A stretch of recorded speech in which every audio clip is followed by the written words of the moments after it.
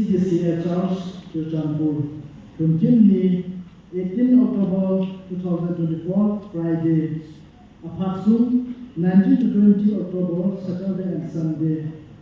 Ikhani 20 October 2024, Sunday.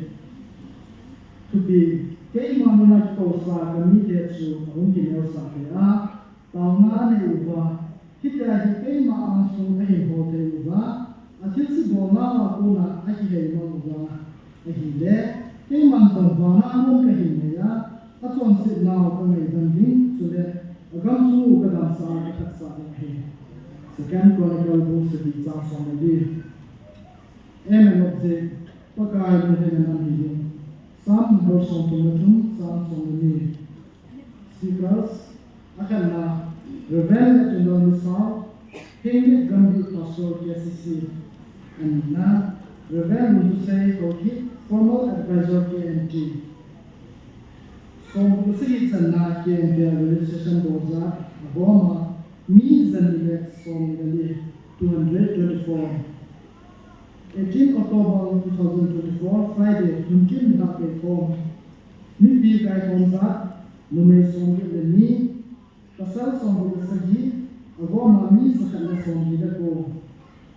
Perform patsum, na alam nidan na minit songi ada, nidan je minit songi jecan. Songi bersagi sana ke di program show, upah S. Maunam, M. Sungir area EPF Chairman. Speaker, Reverend Lieutenant Puan Sakana, Tamanung of Christian Show, Amin Name Imabote of Christian Hill, Amina, Tasalama Kibote Salai Silva, Harau Mamari Lawson Hill, Atuna, Patain Mundialam again, Mickey Nelson of the day, Bible Context, Second Chronicle Book Sagi, Psalm from the League, Psalm of Most of the Psalm from the League, Matthew Book Psalms of Timothy. Date 19 October 2024, Saturday, Zinka, Pekon. Apart from Zinka, Nidan Sekila Kiata, Nidan Pole Minute Sonana. Mipi Kai Konza, Nume Songe, Pasal Songu Deni, Roma Miskal Songi 142. Speaker, Reverend General Puan Sakana, Obung Kibungkan Nahin. Nam sun pung kana ha tay si anina tau na ahi pathin dung ho ahi athum na buinan ai ti pathin ko da ti do ama ai su ka ti ji ti ahi Bible Context Second Chronicle bung somni sa rapat sa suncha Date 19 October 2024 Saturday nilha ke ko apaksu nila dan nidan rapat nidan sibila ke Mimpi kai konza numai zakal segi pasal songi segi agama ni zakal songi lagi Speaker Reverend Lieutenant Puan Sakana pathin to akibul ko longsu niasu wa ni sakadongi anina tak sala daga wa kita na asi ko ngai ni atunna pathin ba sala sami chu tauna akibul ko dari lo le hemman lo kan satan ni mazi Bible Context, First Corinthians Somni, Psalm Somni, Abad Somni, Proverbs Bun Somni, Change. Date 20 October 2024, Sunday, Zinka, Peko. Apart from Zinka, Nidan Segi Laki Mapet, Nidan Kola Minit Somchan. Miti Kai Konza, Numei Zikale Somni, Pasal Somni, Agoma Mizan Somni, 212. Speaker, Reverend Hussein Hoki, former advisor KMT, Puan Sakana. Tagaw ni Hotun Sonse na Boka Zone, NC Pepe Zilu Nahi, Anina, Jesuri Ilenpa Kisane, Amahil Lama Sondu Nahi. Bible Context, Psalm of Sondu Natun Chans Sonuni, Nehena Bun Sonuni Chans Kat, Garaja Bun Natans Sondu. Date 20 October 2024, Sunday, Farewell from Dr. Bom. Miti Kai Konza, Numezeli la Son Lagu, Pasal Zakala Son Malagi, Obama Mizeli la Son 410. Speaker, Reverend Hussein Okay, advice former advisor KMG akan na patin sa atin may sansin din yung patin.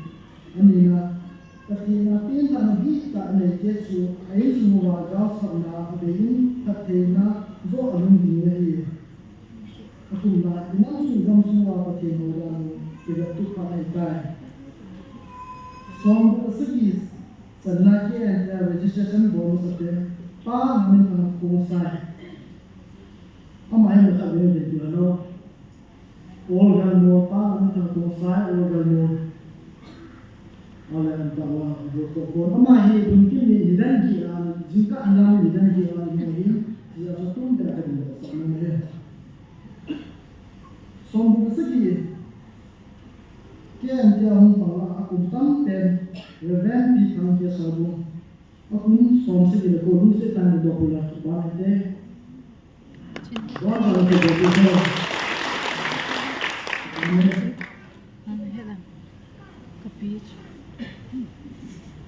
From 20 October Sunday to the half before. Nipi kai konsa numezan ni somala bu pasal sa somala ni go mami zalila ni so. So musigi tanaki ni suma ko ko ne 19 October jika kekom nipi kai komza numeres somala segi pasal somula ni go mami zalila somko. So segi tanaki ni suma speaker pa no masoten Reverend General apartment za kumkalle minutes somula ni 1 hour 22 minutes. Speaker pa no masoten Reverend Lumpuse former advisor KMG, apartment 1 hour 8 minutes. Tauna item na soten, Reverend Mupao, Pastor KBC Company number 9, apartment kungkhalle minutes from the date 1 hour 28 minutes.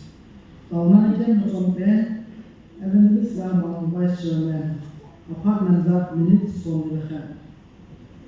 Sombusi sana KMG suma Nipi bakal sa doza somila thum sana ki sa doza somila kha kotes aki sa doza thum vasula abo ma ki sa doza somila sagi hausa hum pangza ninga Olden Reverend Pastor Evangelist upa hum pangza somila thum somila sagi ken suna ke khom somila 18 October 20 na ke khom apart Idan minutes only.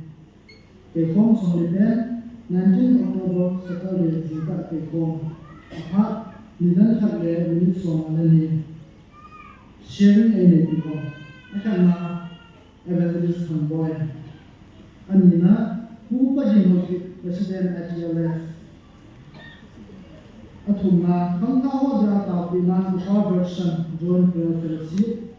Saat ia atau bisa numai somge pasal somkha agama mi somko som segi janaki ati suat nai to kom tha ke bolen ake dongko za chu bangka sang de to the goal somko na 8995 the Recording Secretary Johan Solomon Kumsai date 20 October 2024 Khusun ki ma sa na ri dunjin de la tuza tu bacahe ipo bona jibu suke tuza ne de yen tu ko kana ba so din kana sun som lo ma ke ko ne ei ko so mai ko puja no lo ko puja ne le ko puja no ko puja ma ne zao ta no ta ho yin so le som ko se bi jana ni ko ke di no ne na le tu ne ka ne tu ne aso bi de ke ta dam se le ku to ki ta se ku ta ke ni e chin jin ta ha ko ke pa